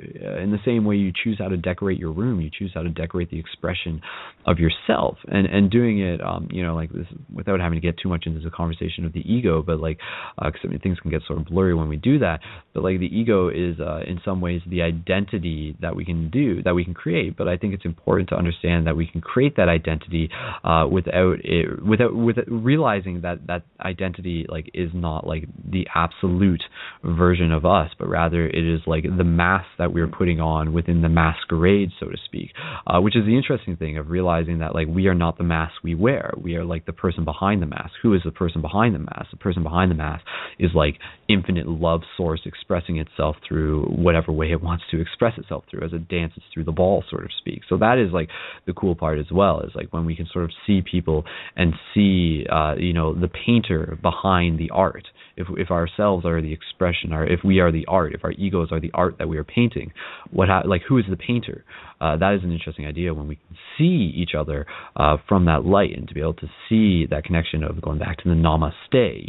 That is sort of a very interesting thing. So maybe the divine masculine and feminine sort of like has this perception of being able to see that within everyone, to see beyond the illusions. I think is a huge intention that we have, that we can put forward, is to be able to see, to do that, to see beyond the illusions, and to be able to help people dissolve the own illusions of themselves, so that they can sort of like realize like who they are when they sort of like strip away like the old self and rebuild themselves in a new way as well. So we're constantly rebuilding ourselves, and when we're doing it from a place of intention and conscious awareness, it can become very exciting. We can create ourselves into like a fantasy MMORPG mystical creature of some sort. You can become a fairy, you can become an elf, you can become a shaman, you can become a wizard, you can become a healer, you can become a guardian, you can become a shifter, you can become a hacker, you can become all of these things to be able to help yourself, to be able to move through the world, to be able to help change the world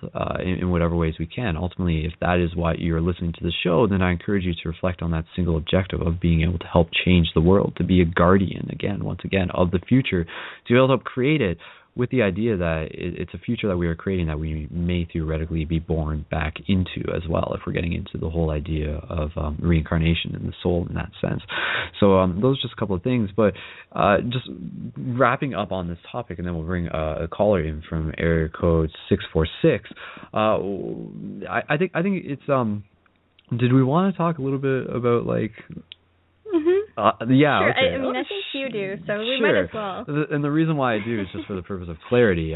It's interesting having Jessica on the show here, and again, like being able to share the same space with us, and being able to put forth the intentions that we're putting forth to be able to help. She felt called to London, and we met very synchronistically at a sweat lodge quite some time ago, and then we reconnected, and the universe was just sort of pulling us together without us fully understanding like why, but obviously like there was this idea of just like feeling a pull towards it. Ultimately, where we are now, and the reason why I'm sharing this is for purpose of clarity, opposed to people trying to presume. is the idea that like between the two of us, it's this idea of like really sort of focusing from a foundation of friendship, without it sort of like being like romantic in a traditional sense. So even though Jessica's here, it would be inaccurate for people to presume that like we're like an item, so to speak. You know, and again, like this is where we're getting into cultural terms that's just sort of like what, like you know, like what the hell, like what do we say, like boyfriend, girlfriend, like this, that, like what's the right word?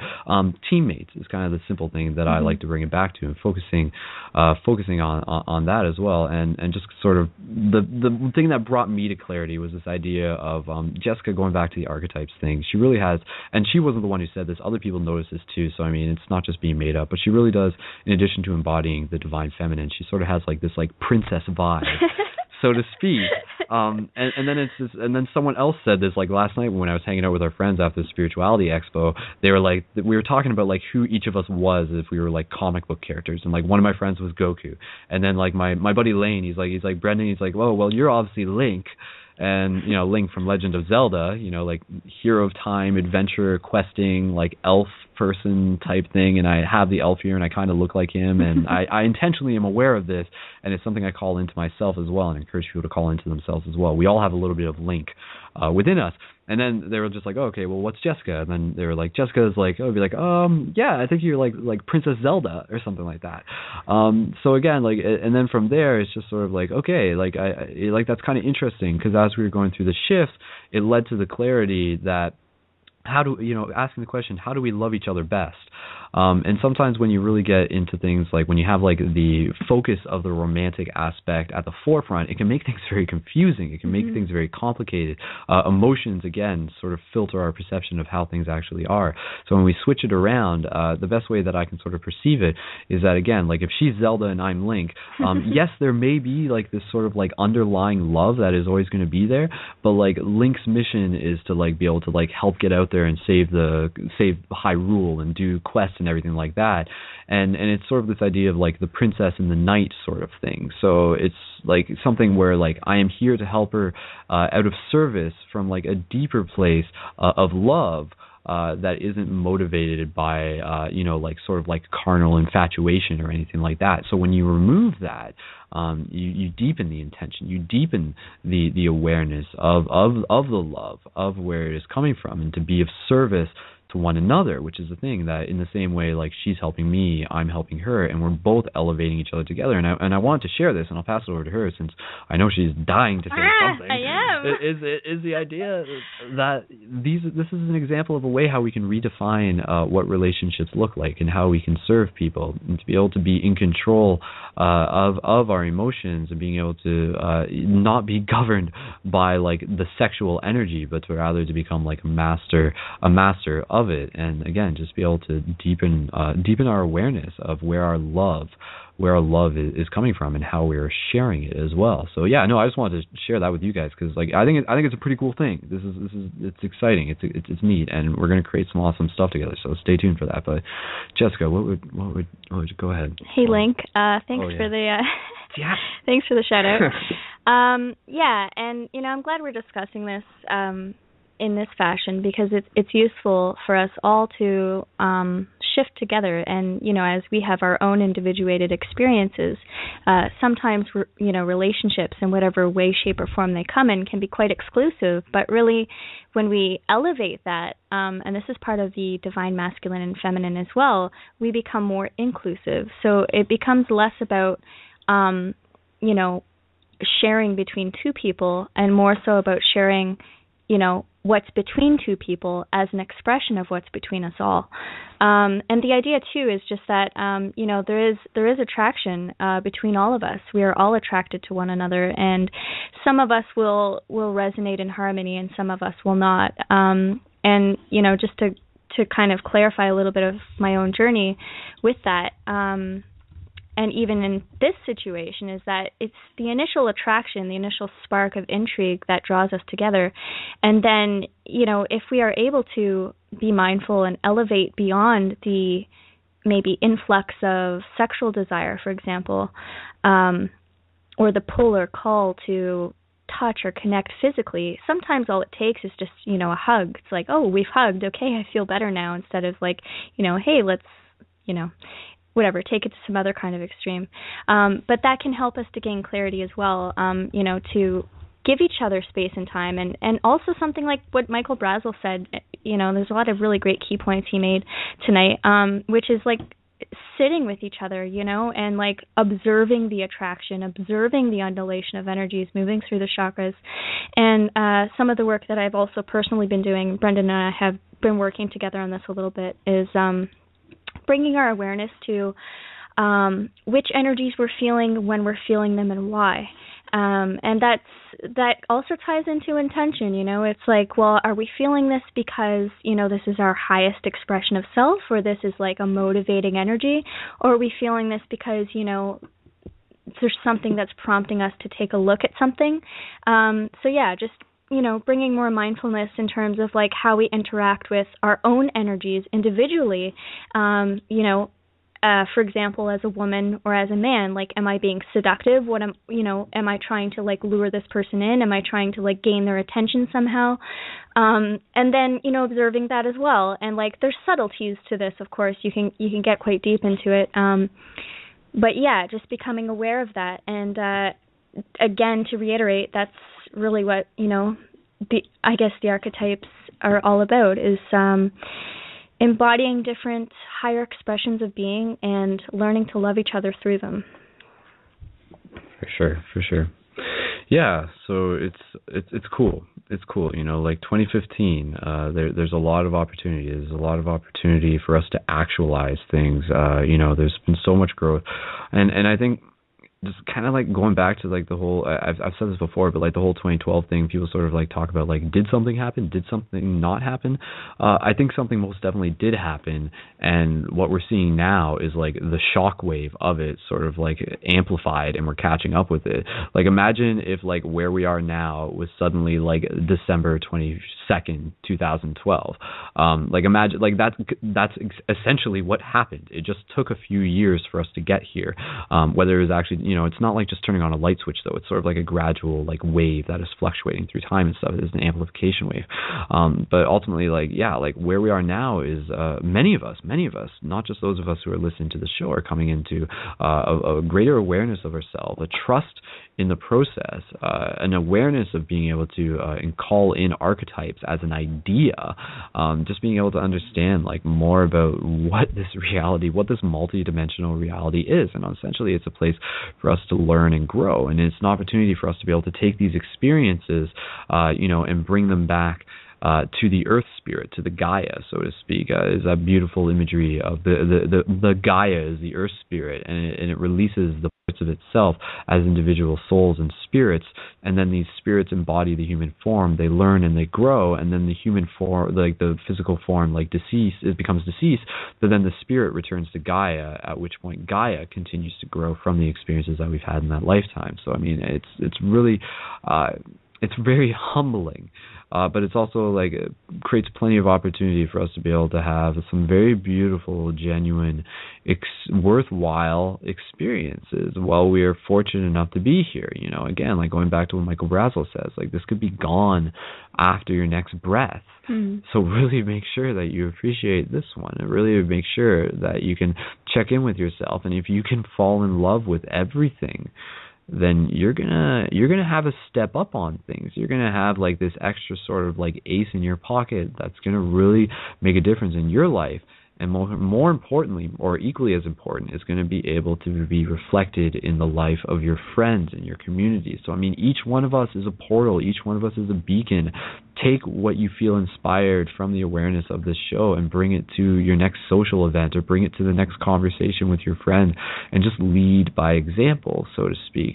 So I mean, it's just a simple thing that I think is being reflected through all of us as we continue to grow, is this idea of, choosing to be the change that we wish to see in the world. So really check in with yourself, like what change is it that you want to be? Become the activated, awesome, empowered version of yourself. That is what we're here to do. We're here to remind each other and empower each other, and to do it through many a variety and also like practical ways. So we're going to bring on another caller, unless, Jessica, was there anything else you want to add? Just one little quick thing, which is loving without attachment. That's all. Yeah. Yeah, you're right. That is a key thing. Everyone should meditate on that. What does love without attachment look like? Or what does loving without attachment look like? This was something I think I'm sure I said it in the past episode, but like something I meditated on was like the idea of like true love, so to speak, was like the action or the wantingness or the gravitational pull towards like giving. So when you like want to give, that is like opposed to trying to like take something from a relationship. So ask yourself what it is that you can give, understanding universally that the more you give, the more you receive. But again, do it from a very humble place and be sure, first and foremost, to give what you need to yourself. If you're just giving away to everyone else without giving to yourself, that's not really completing the best cycle. So check in with yourself. If you're really out there, like really trying to help your friends and stuff, make sure that you're helping yourself as well. And we're here to support you as a community through that. And again, it's it's just keep it simple. Keep it simple, and just enjoy the ride. It's an amazing experience. We've come quite a way to be here. So just really embrace that. So we'll bring on another caller from area code 646, and we got about 15 minutes left in the show, and maybe we can close it off with a song from Jessica, and I think that will be an awesome way to end off the episode, and that will be sort of our closing meditation. We'll be listening to her song. So caller from area code 646, we're going to bring you on to Paradigm Shift Radio next. So if you're ready, here we go. Hello? Hello, caller. Can you hear us? Hi. Hi, caller. I think I know who this is. Caller, please feel free to introduce yourself and where you're calling from. Yes, my name is Kathy, and I'm calling from the Bronx, Awesome. New York. Kathy, are you a first-time caller then? Yes, I am. Okay, cool. Well, it's great to have you on the show, Kathy. What is it? Your audio is a little bit choppy and stuff, but we can still hear you. But what is it? What are your collective intentions for 2015, or anything else that you feel called to share? I definitely is to use, lately I've been losing with all this divine feminine energy, and it's kind of like overwhelming to a point where I just want to put that energy out there. And I've been awakened now for about 2 years, and part of my journey has been really channeling that energy that always was very present in me. But now I'm very aware of it, and I'm very aware of its power.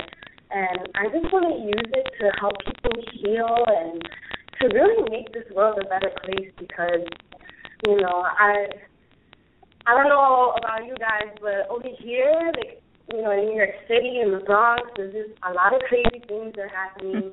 A lot of people are hurting. A lot of people are angry. And, I just want to bring peace and love back through creative effort. That's beautiful. Yes. Yeah, that's really nice. And, it's amazing that you're located where you are, because that's kind of like a key point and aspect, and you're awakened. Like, kudos to you for that. What an amazing place for you to be in, as a beacon of light for those people there. Do you have anything you'd like to talk about in terms of ways you've connected with your community, or anything that you're personally doing and experiencing? Well, last week I recorded the pilot for a radio show that I want to put out, because I feel like, there is a lot of information that's out there, and a lot of the education that I have learned has been through YouTube and, through, my own personal search. And then, Spirit has guided a lot of my educational growth. But I feel like a lot of the information is, the way it's expressed or the way it's delivered is not a way that people of color can grasp or relate to. So I definitely, want to put work out there where, anybody from the Bronx, anybody in the Brooklyn, people living in the projects, people, who don't have easy access access to this information, I wanted to make it accessible and relatable to them, so that it's not like so far off into like outer space. The information that is being, that I want to share with people, and also like earlier you guys were talking about, how we could be like in the 6th or 7th, 5th dimension, but we have to bring that information and that energy to real life, and we gotta put work, and and this last year was very much a year of healing for me. That was my intention. Another intention was like to bring peace, and I'm still bringing that intention of bringing peace, but it's now more on a bigger level now that I've done a lot of self work. Now I'm just ready to do more work for the people outside, and my community and my peers and all these people who are just, having such a rough time. And I understand, I've been there. Like 2 years ago, there was not one time in my, there was not one day that I did not think about committing suicide or killing myself. And now it's like life is so beautiful. I fall in love with everything.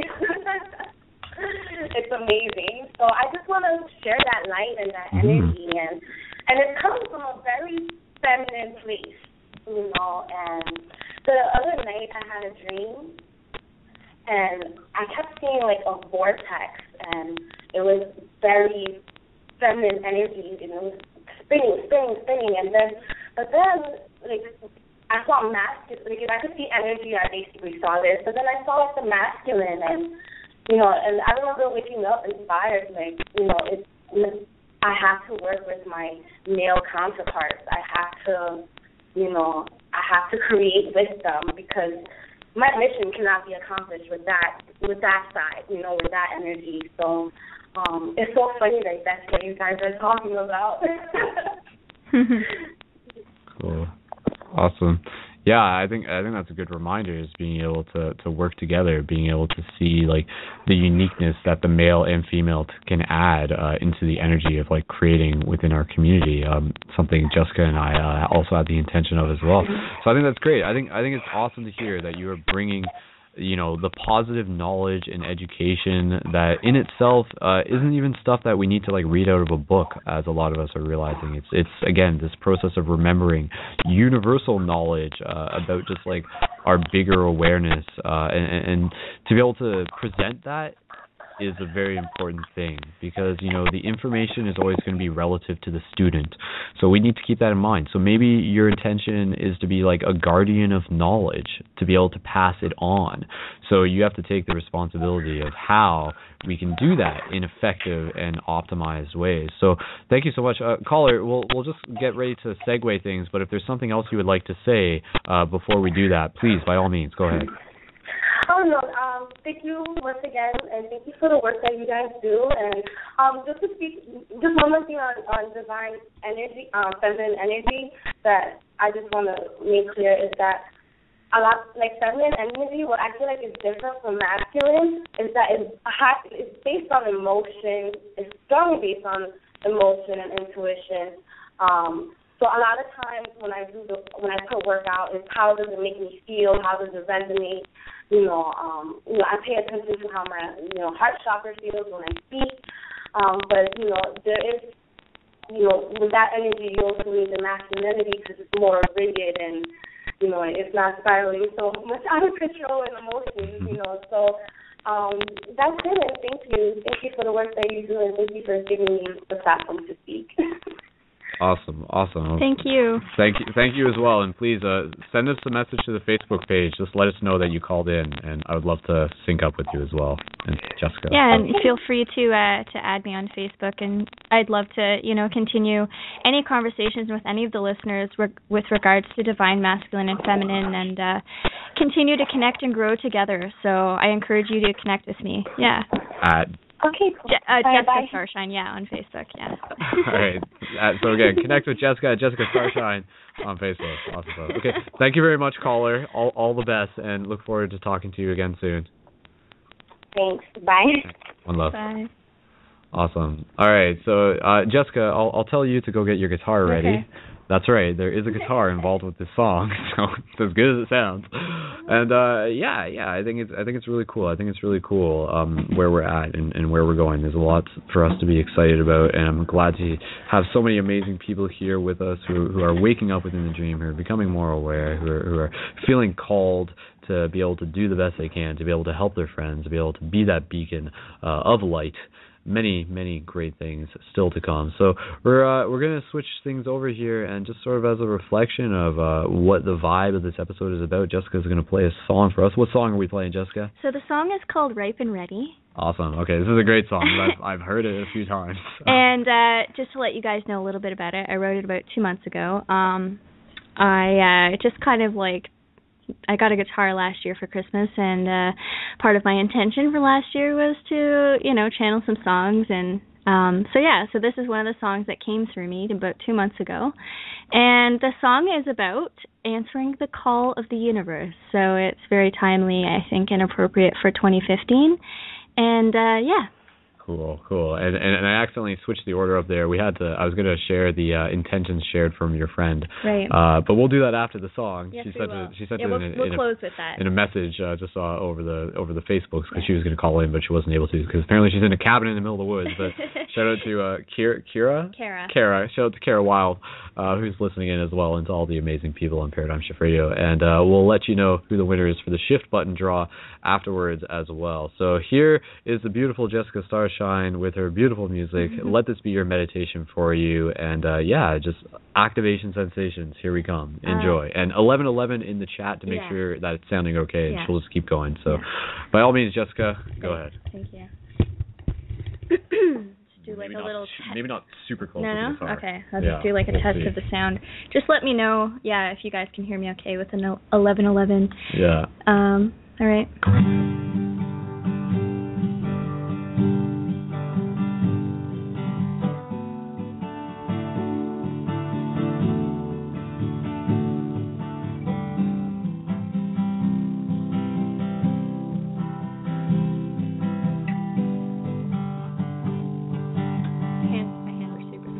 Okay, we'll just go right into the song. So by all means, I'm sure it's okay. Go right into it. Yeah. All right, let's do this. Tell me your name, come on and tell me your name, come on and say it. I understand if you go breathless, because your nature's truly infinite.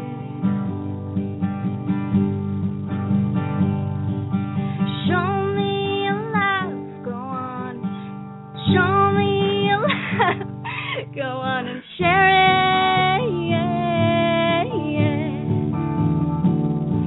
The world is ripe and ready, my darling, quite able to bear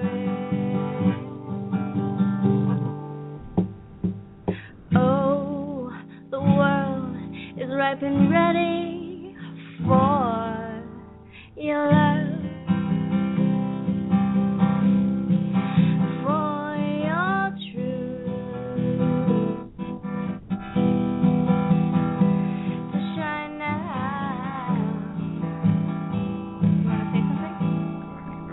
Interrupt my song? We got 70 seconds left in the show, as I just found out. So what? Keep going, Jessica.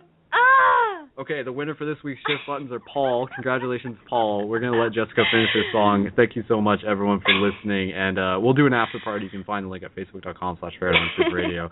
Sorry for the interruption. Returning you to your regular scheduled singing. So much love, everyone. I forgive you, Link. All the good links are in the show notes. And back to the magic. So. Of you.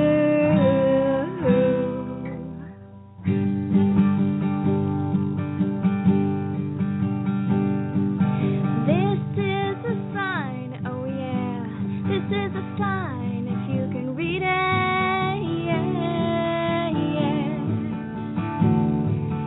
Some pass right by, my love, but you've got the golden ticket.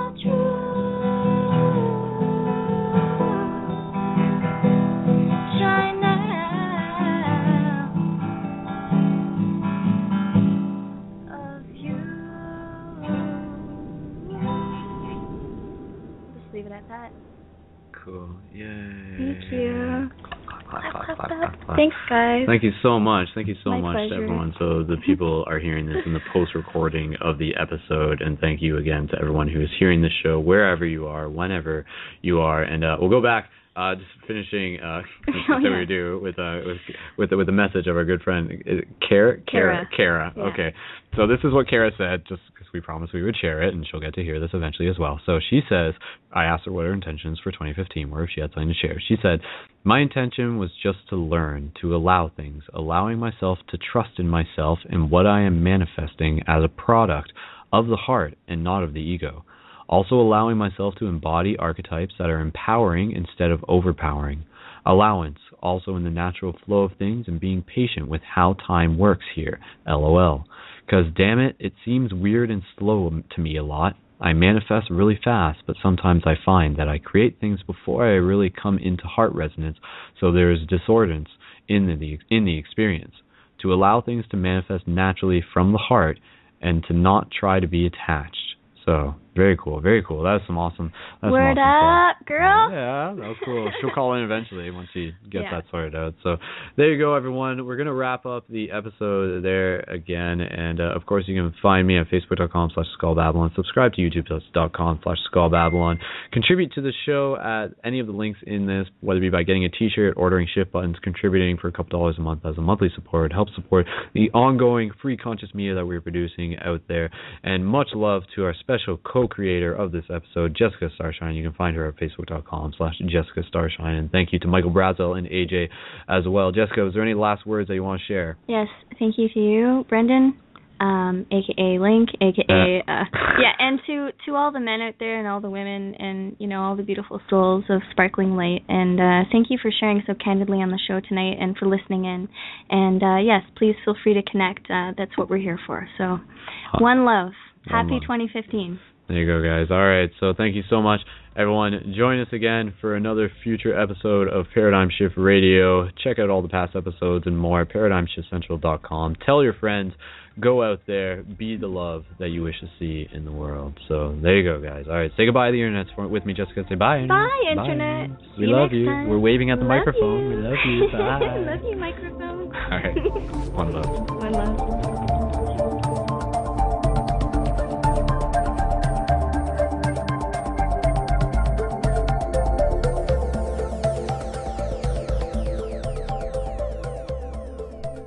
Thank you for listening to another episode of Paradigm Shift Radio. If you would like to connect with people where you are and continue the conversations further, then check out ParadigmShiftCentral.com/buttons to order your supply of shift buttons to share with people to help invite them to this global project while also helping make new friends and building local community where you are.